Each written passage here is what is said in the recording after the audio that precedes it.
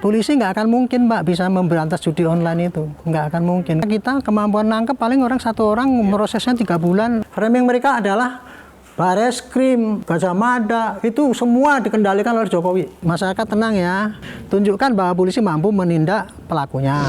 Amerika itu sangat kecewa dengan kita kan, sehingga dia bikin negara kita tuh kacau dengan cara memprovokasi orang-orang yang bisa dibikin kacau itu. Ternyata bekas-bekas dari orang yang benci sekali dengan Pak Jokowi, pendendam lah gitu. Di Polda Metro, sebagai andalan daripada aparat menunjukkan profesional apa tidak, itu tergantung dari kinerja Anda.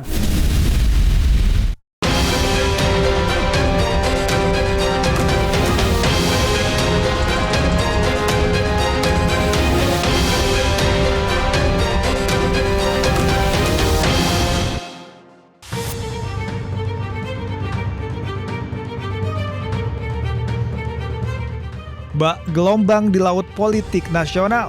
Isu pergantian Kepala Kepolisian Republik Indonesia mulai bergulir kencang. Nama-nama jenderal mulai disebut, diantaranya Irjen Rudi Darmoko hingga Komjen Rudi Herianto yang dianggap sebagai figur potensial pengganti Listio Sigit.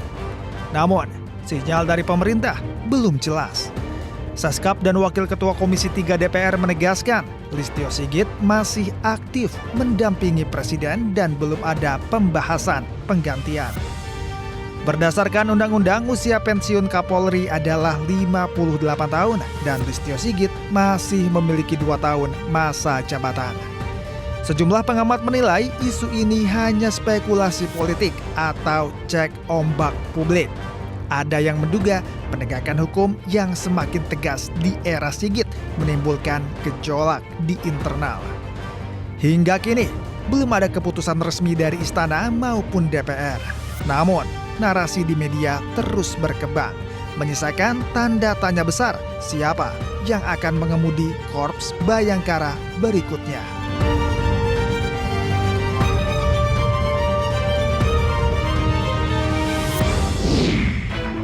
Pemirsa, Anda menyaksikan One on One bersama saya Chamar Haenda. Institusi Polri tentunya adalah institusi yang krusial, terutama di tengah isu yang berkembang di masyarakat saat ini. Penyelesaian sejumlah kasus tentunya akan berpengaruh terhadap kepercayaan publik terhadap Polri. Saat ini saya sudah berada di rumah penasehat Kapolri, Bapak Arianto Sutadi. Pak Arianto, Assalamualaikum. Salam. Bapak, terima kasih loh Pak ya, sudah bersama dengan One on One.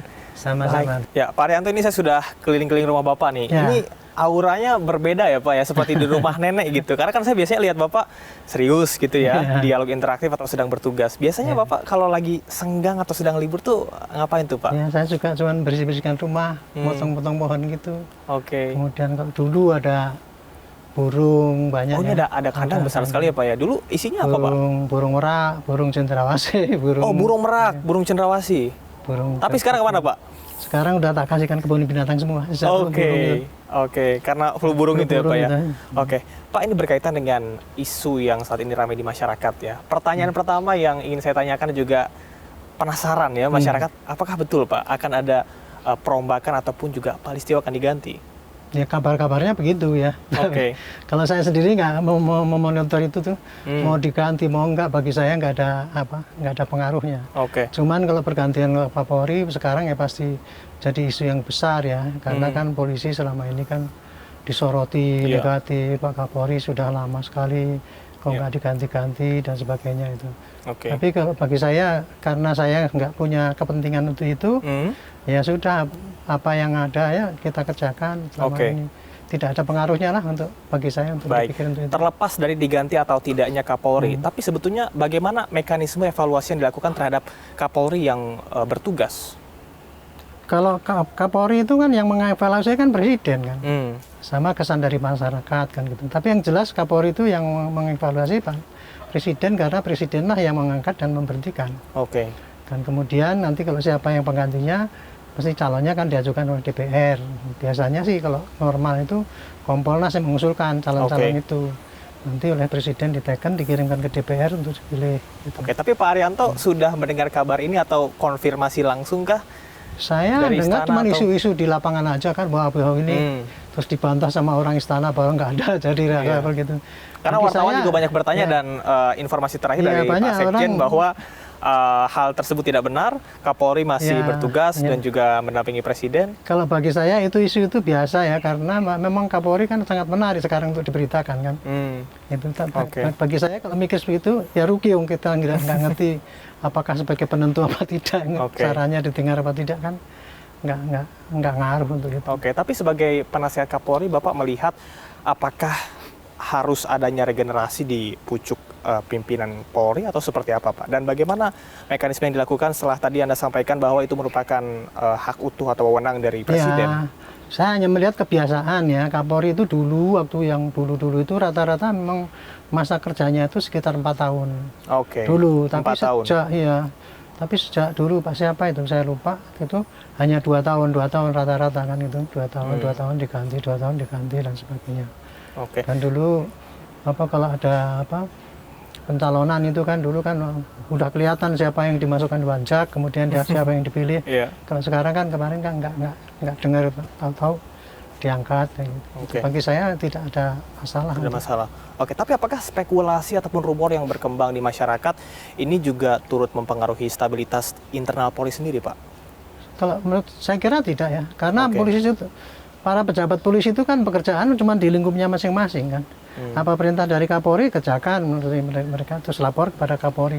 Jadi nggak ada mikir-mikir. Mungkin ya bagi mereka yang kepengen jadi Kapolri ya mungkin semua pada cari prestasi supaya nanti dilihat nanti bisa terpilih menjadi calon Kapolri, itu mungkin ada ya bagi calon-calon yang merasa mempunyai chance untuk menjadi Kapolri, itu mungkin ada. Tapi kalau untuk di bawahan itu nggak pernah ada yang berpikir siapa Kapolrinya. Gitu. Ada nama Irjen Rudi Darmoko ataupun juga beberapa nama lain yang muncul. Apakah Bapak sudah mendengar itu?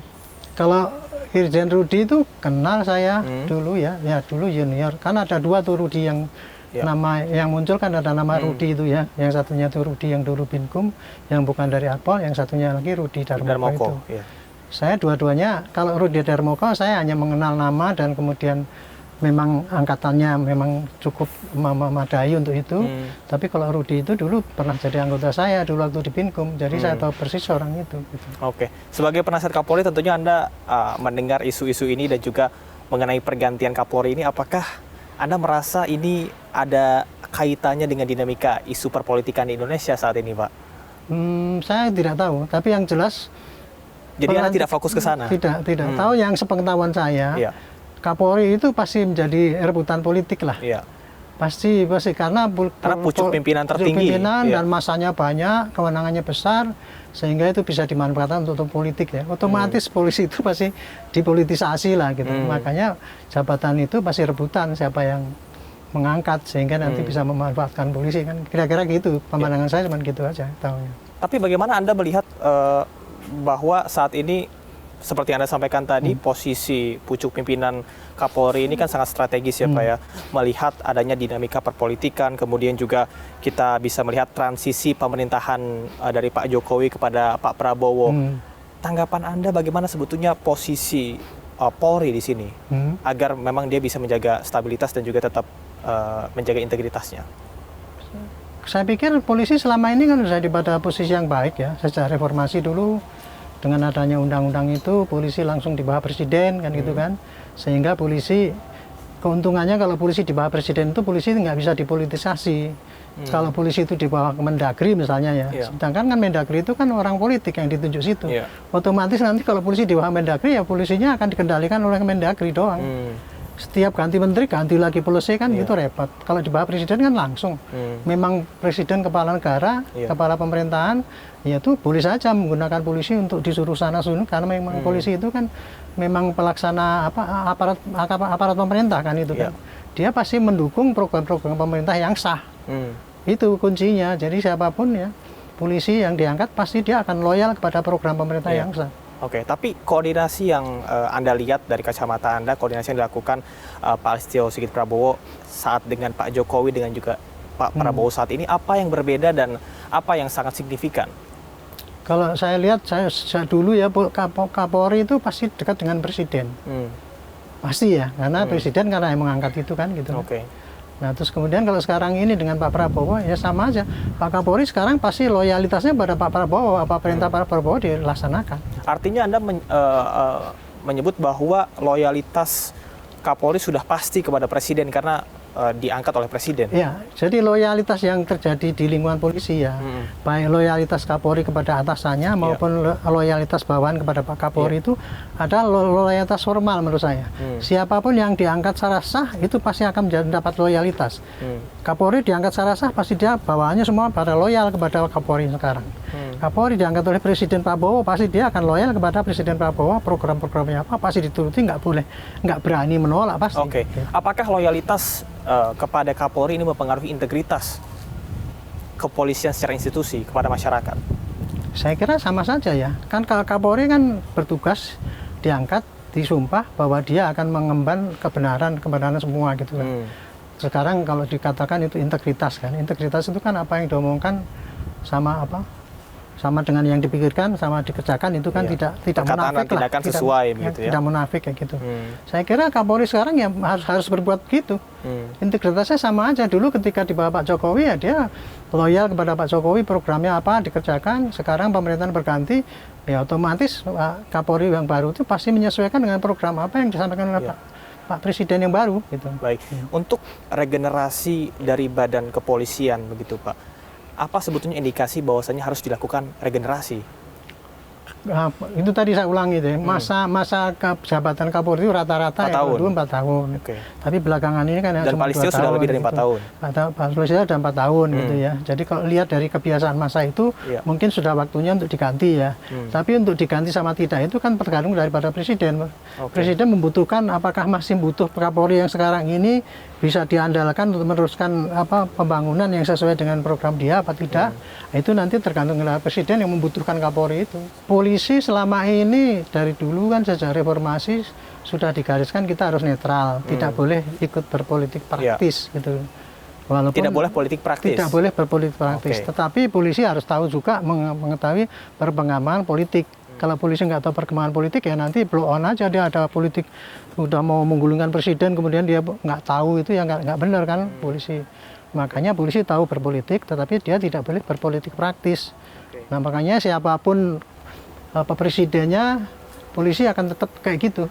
Kapolri masih akan loyal kepada presiden yang sah, gitu aja. Gitu.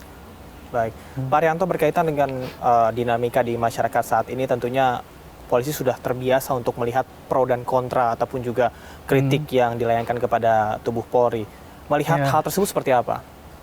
Ya sekarang gini ya, sekarang itu memang lagi musim medsos ya. Yang semuanya bisa utama kan semua medsos ya gitu. Jadi semua kritik-kritik yang dulunya itu tidak pernah disampaikan, sekarang orang awam pun, orang yang nggak ngerti apa-apa pun dia bisa aja bikin podcast langsung melakukan kritik itu. Itu tantangan bagi polisi itu ya. Karena sekarang di zaman medsos ini kita sulit untuk membuktikan mana betul-betul orang yang mengkritik melalui medsos atau orang yang iseng-iseng bikin bikin medsos supaya negara kacau juga ada. Ya maksud saya menghadapi framing melalui media ini ya, yang kebanyakan kalau menyudutkan seakan-akan kepercayaan pada Polri gitu ya.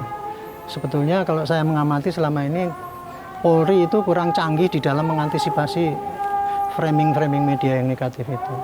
Mestinya tidak boleh dibiarkan, harus dikonter dengan penjelasan yang menurut perspektif polisi, sehingga nanti rakyat yang terbangun di lapangan sana itu bukan kebenaran yang di-framing oleh para pembuli itu tadi, tetapi yang sesungguhnya terjadi seperti ini gitu. Minimal berimbang lah. Syukur-syukur Pak bisa memahamkan masyarakat itu memang yang sebenarnya lah kayak gitu, itu bagus. Jadinya kan provokasi itu tadi yang negatif bisa ditangkis dengan kenyataan yang benar, yang betul-betul benar gitu.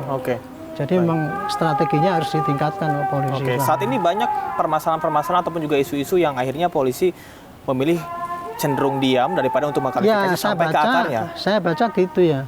Ini juga menjadi, mungkin masyarakat juga bergejolak ya, karena tidak ada konfirmasi dari pihak kepolisian. Saya setiap ada berita negatif ya, selalu saya forward kepada Cyber Polri sama Humas. Ini hoax atau true gitu. Kalau hoax atau true pun Anda klarifikasi. Idealnya ya, setiap ada berita negatif tentang citra polisi, harusnya ditimpa dengan berita dari polisi, oh ini nggak benar, oh ini sebetulnya begini. Mestinya kayak gitu. Tapi karena banyaknya itu yang muncul kan nggak sempat gitu ya. Makanya strategi yang paling besar adalah paling tidak polisi jangan membiarkan viral itu terus berkembang dengan liar gitu tanpa dikonter, hanya mendungan itu kan reda sendiri, itu rugi. Oke. Harusnya begitu liar kayak gitu kita